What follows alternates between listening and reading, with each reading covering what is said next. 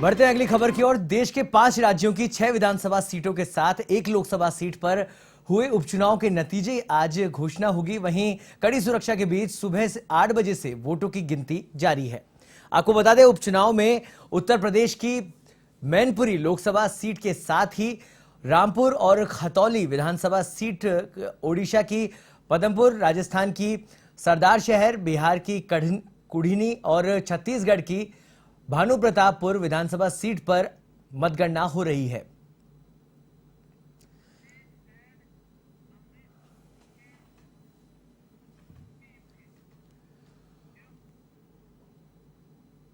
और इस खबर पर अधिक जानकारी के लिए हमारे साथ जुड़ गए हैं यूपी और यूके के स्टेट हेड अमरीश, जो उपचुनाव हुए उसका आज परिणाम आने वाला है, ऐसे में किस तरीके का माहौल है और क्या कुछ रुझान अभी तक मिल पा रहे हैं?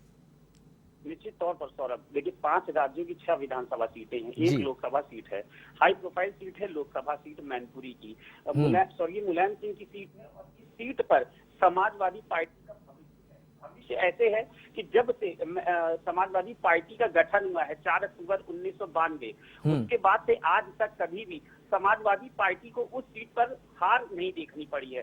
चाहे वहां से मुलायम सिंह हो या मुलायम सिंह जब आजमगढ़ से लड़े तब धर्मेंद्र यादव हो, चाहे तेज प्रताप यादव हो और चाहे फिर से 2019 के लोकसभा चुनाव में मुलायम सिंह यादव हो, जब भी वहां से चुनाव लड़ा गया हमेशा विरोधियों को जोरदार पटखनी मिली है।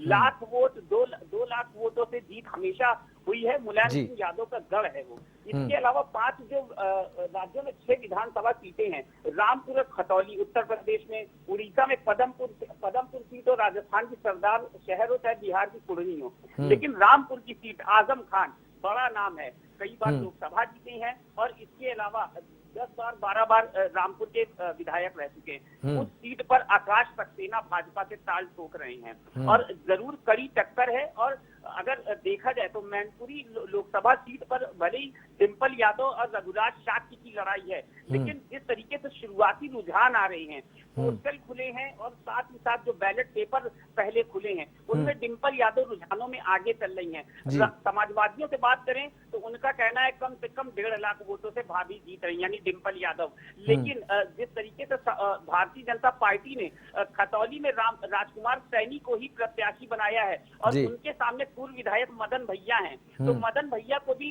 लोग भले ही गठबंधन के प्रत्याशी हैं, राष्ट्रीय लोकदल जयंत चौधरी ने उनको प्रत्याशी बनाया है, लेकिन उनके प्रत्याशी बनने के बाद से मदन भैया को जैसे ही उतारा गया, उनसे कहा गया कि हेलीकॉप्टर प्रत्याशी को उतारा जा रहा है, जो कभी क्षेत्र में आते नहीं है। तो वहां से राजकुमारी सैनी जी की जो बढ़त है वो थोड़ी सी बढ़ती हुई नजर आ रही खतौली विधानसभा सीट से, क्योंकि पूर्व में उनके पति ही वहां से विधायक रहे थे।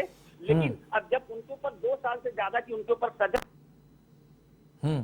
आजम खान की सीट रिक्त हुई है। आजम खान ने आसिम रजा पर ही विश्वास जताया, जिनको लोकसभा उपचुनाव में उन्होंने प्रत्याशी बनाया था, जहां पे उनको हार का मुंह देखना पड़ा था। ऐसे में अब रामपुर की सीट भी आजम खान के लिए अच्छी और अहम की लड़ाई है। जिस सीट से वो लगातार 10 बार 12 बार विधायक रहे हैं, उस सीट पर अगर आज इनको हार मिलती है तो जरूर आजम खान का भी भविष्य जो है वो खतरे में होगा। हालांकि आजम खान ने कहा है कि इस लड़ाई के खिलाफ वो सुप्रीम कोर्ट में जाएंगे। उनके जो वोटर थे उनको वोट नहीं डालने दिया गया है।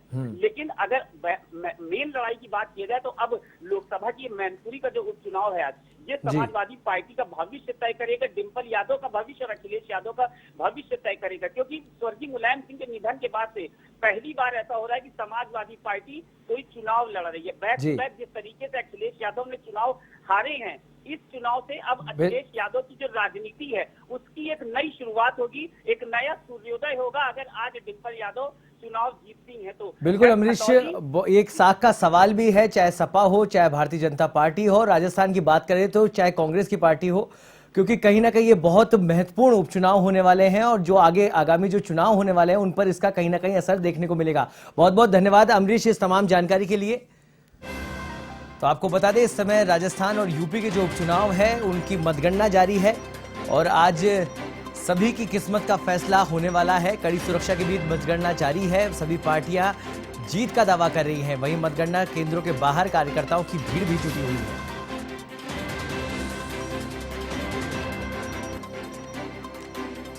और इसी खबर पर अधिक जानकारी के लिए हमारे साथ जुड़ गए हैं उत्तर प्रदेश मैनपुरी विधानसभा सीट के संवाददाता शाकिब। शाकिब, इस समय मतगणना जारी है, ऐसे में किस तरीके के रुझान अभी देखने को मिल रहे हैं? देखिए सौरभ, आपको बताता चलूं जी। जिस तरीके से रुझान आया, पहले राउंड की जो काउंटिंग हुई है उसमें डिंपल यादव 1000 वोटों से आगे चल रही है। जी। जी। तो शाकिब, ये कहा जा सकता है कि जिस तरीके की बढ़त अभी डिंपल यादव ले रही हैं वो बिल्कुल जिस तरीके की सोच थी सपा की कि इतने हम वोटों से जीतेंगे या हम सबकी जमानत जब्त कर देंगे, क्या वो दावे जो हैं वो सच होते दिख रहे हैं? देखिए, जो लड़ाई थी बहुत कांटे की दिखाई दे रही थी बीजेपी से, लेकिन देर शाम तक होते होते 5 तारीख को जो वोटर था बिल्कुल साइलेंट था, लेकिन कल के बाद जो वोटर बोला है, बोलने के बाद वोटर ने अपना जो मुंह खोला है उसमें बताया है कि जो लोगों पे चैन लगाई हुई थी बीजेपी लगातार, लेकिन इस बार वो वोटर भी बड़ी संख्या में समाजवादी के संग गया है। जी। तो आखिर ऐसा इसलिए हुआ कि मुलायम सिंह यादव की सीट थी या और कुछ भी कारण है? बिल्कुल, इसमें 2 कारण साफ हैं। जी। एक तो पहला कारण है क्योंकि मुलायम सिंह यादव को सद्भावना देने के लिए लोगों ने वोट दिया है। वहीं दूसरा कारण यह है जो प्रशासन की तरफ से जो सख्ती की गई उसकी वजह से लोगों ने विरोध में साइकिल में आके वोट दिया है। बहुत बहुत धन्यवाद शाकिब इस तमाम जानकारी के लिए। तो आपको बता दें, मैनपुरी लोकसभा उपचुनाव में डिंपल यादव इस समय बढ़त बनाई हुई दिखाई दे रही हैं और कहीं ना कहीं मुलायम सिंह यादव की ये सीट रही थी तो उसका भी एक फायदा डिंपल यादव को मिलता दिखाई दे रहा है।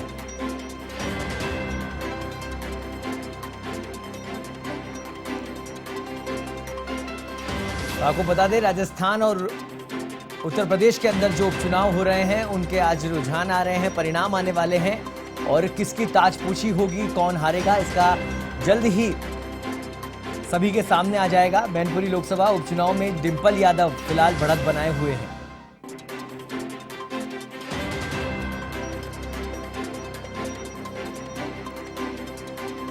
और इसी खबर पर अधिक जानकारी के लिए हमारे साथ जुड़ गए हैं रामपुर से दानिश खान। दानिश, रामपुर में उपचुनाव का परिणाम आने वाले हैं, किस तरीके के रुझान अभी देखने को मिल रहे हैं? जी सौरभ, मैं आपको बिल्कुल बताना चाहूंगा कि यहाँ पर मतगणना शुरू हो चुकी है और एडीजी जोन बरेली राजकुमार, उन्होंने तो मतगणना स्थल का जो है पूरा निरीक्षण किया है। पैरा मिलिट्री जो फोर्सेस हैं वो तैनात हैं, कड़ी निगरानी चल रही है। किसी भी तरीके का कोई उपद्रव होता है तो उन्हें कड़े कार्रवाई की बात करी है मीडिया से वार्ता करके।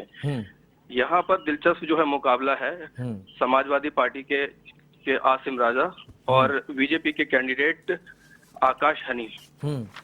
तो बहुत जबरदस्त मुकाबला जो है देखने को जो है मिल रहा है, क्योंकि आजम खान के बहुत करीबी हैं आसिम राजा जी। और आजम खान ने जो है चुनाव को लेकर के बहुत सारे आरोप भी लगाए हैं। अभी पहला राउंड जो है चला है, मैं आपको बताना चाहूंगा वो समाजवादी पार्टी के कैंडिडेट आसिम राजा 129 वोटों से आगे चल रहे हैं आकाश हनी से।